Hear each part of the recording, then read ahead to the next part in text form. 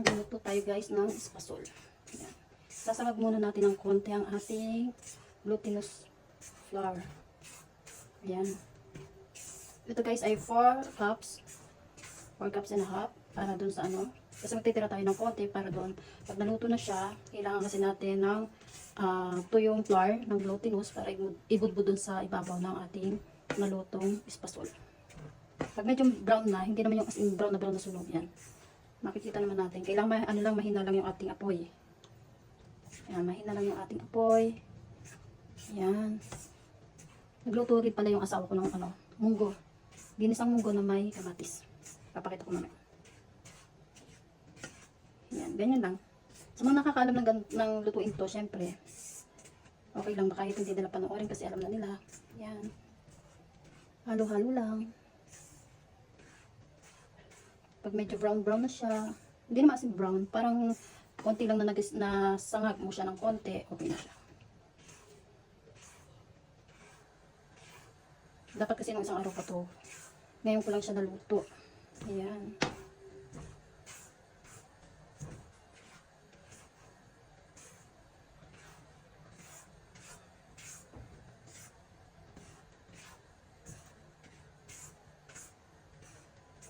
Ano, okay na to.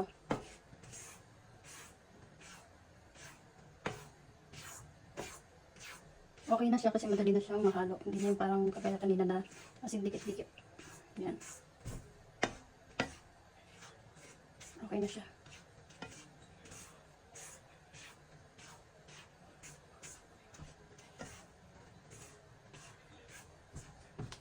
Set aside po muna natin siya.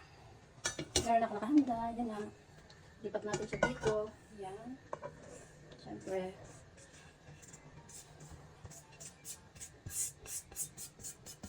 Yan. Tapos maglalagay tayo ng ating gata. Katumbas nito guys ay 2 cups.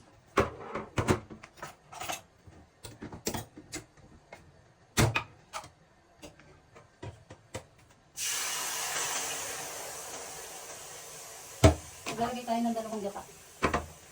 2 gata sa 4 na cup, 4 cups na malagkit, glutinous rice. Yan. Bango. Bango ng ating gata. Haluin lang natin siya. Pagka medyo kumukulo-kulo na siya ng konti, lalagay na po natin paunti-unti ang ating glutinous rice na sinangag. Yan. Hintay lang natin siyang kumulo ng konti.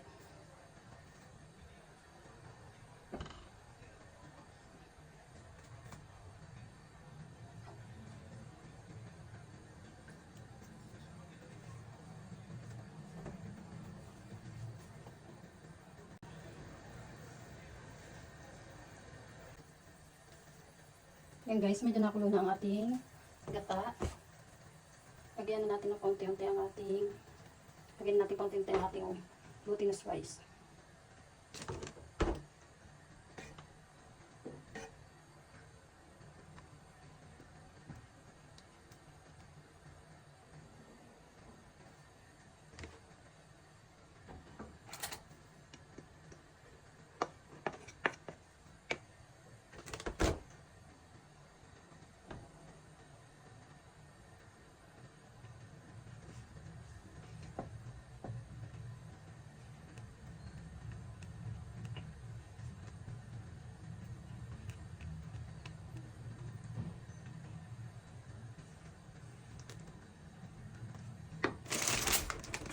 Yes, dapat sa bago ilagay ang malagkit. Dapat ilagay na ang asukal. Nauna ko yung malagkit kasi sa asukal. Bali 2 cup siya guys. 2 cup na asukal sa 4 na cup ng malagkit at ng gata. Ayan. Ayan ang ating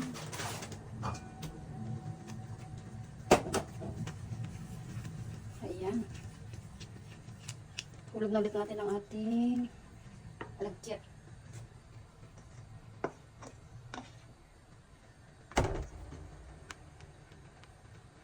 Para ako nasa puro, napakainit. Sobra. Mainit ang aming bahay ngayon kasi summer. Yan.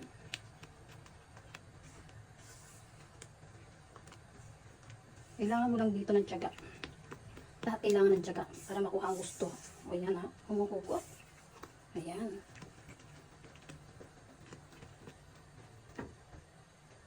Magtitira lang tayo ng konti para mamaya.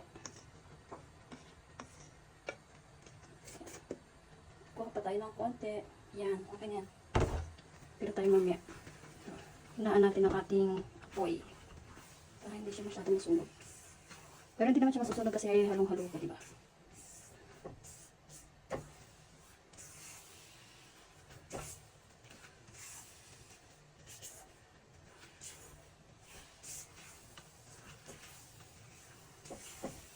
Hinaan lang ang ating apoy para hindi siya masunog. Yan. Hindi lang siya.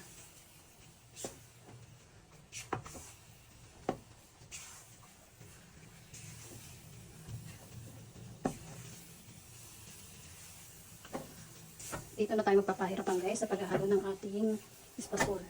Tatakpan ang aking gulay at dahil pumapasukan naman ang espasol.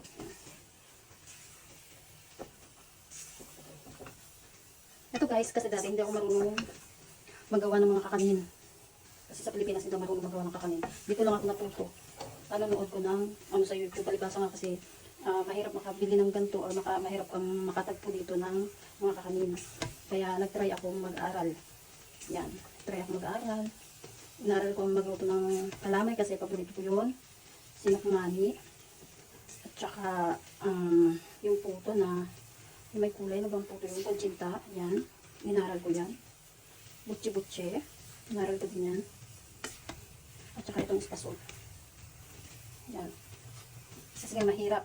Pagka mga gusto mong kainin at wala kang mabibilang dito, kailangan matuto ka. Matuto kang magluto. Mag-provide ng mga gusto mo. Kaya yan lahat napapag-aralan. Basta ginusto. Yan. Pag nakikita na natin wala na siyang wala na siyang yung para bang hilaw na kanin. Kasi masyado kumaakit siya. Pag medyo nagmamantika na siya, pwede na. Kasi meron pa siyang parang buo-buong parang buong kanin. Namumuti-muti pa siya. O yan. Pagka wala na yung mga namumuti-muti na yun na kanin, ay na kanin na malagkit, okay na yan. So, pagka medyo nagmamantika na siya. Nagmamantika kasi gawa ng gata. Mahina lang yung aking apoy, pinakamahina siya. Kasi nga kailangan na sa mahina siya para hindi siya masunog. Tapos mamaya hatiin natin siya. Ayan. Diba? Medyo mag-okay-okay na siya. Konti na lang. Konti na lang ang ating halo. Diba? Okay. Meron na tayong espasol. Wala, sablitan lang. Mahirap na niluluto sinakmani. Tsaka kalamay. Kalamay ganito rin, pero ang kalamay kasi, asing magkaparas siya dahil ang kalamay muna, kailangan i-mix na agad sa gata bago pa yan. Pero parang ganito din siya. Pagkakaiba lang kasi yun, walang flour na tuyo. Tapos yun may latik. Diba? Yan, konti na lang. Okay na to. Pwede na. Konti na lang kasi na siya eh. Luluto na siya. Yung manantika na rin ang konti. Diba? Kita naman. Madali na siyang dumikit. Diba?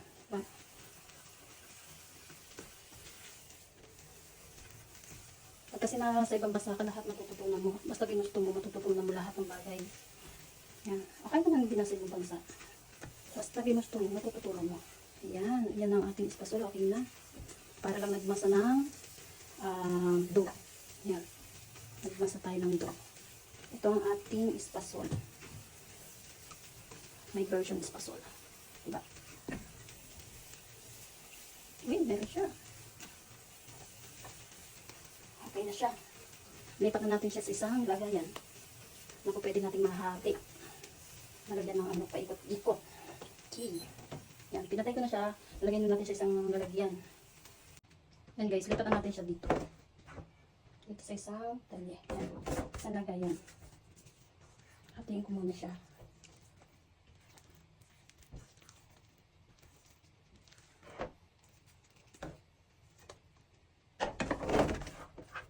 Kailangan kasi ano ko siya. Ayan.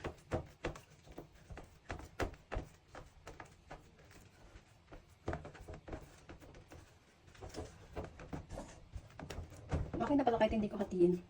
Ano lang pala. Sama na natin siya. Ayan. Para medyo mataba. Tapos mamaya, hatiin na lang natin siya ng by, tawag dito, square, quadrati.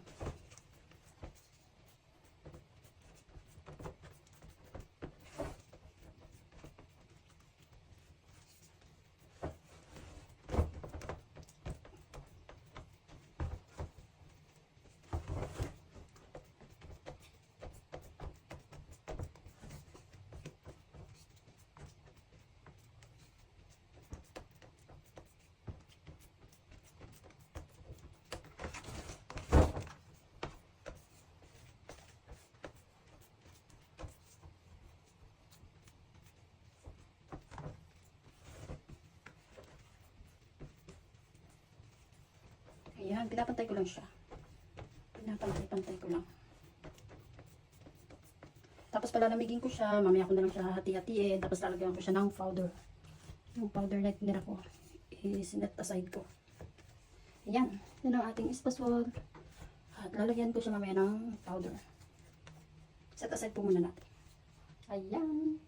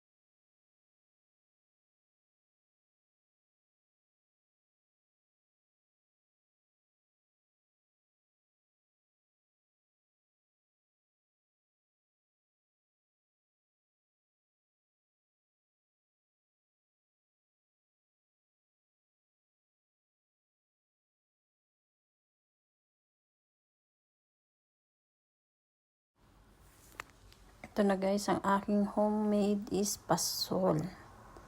Ayan, natapos ko na rin ang aking espasol. Ayan guys, so yummy.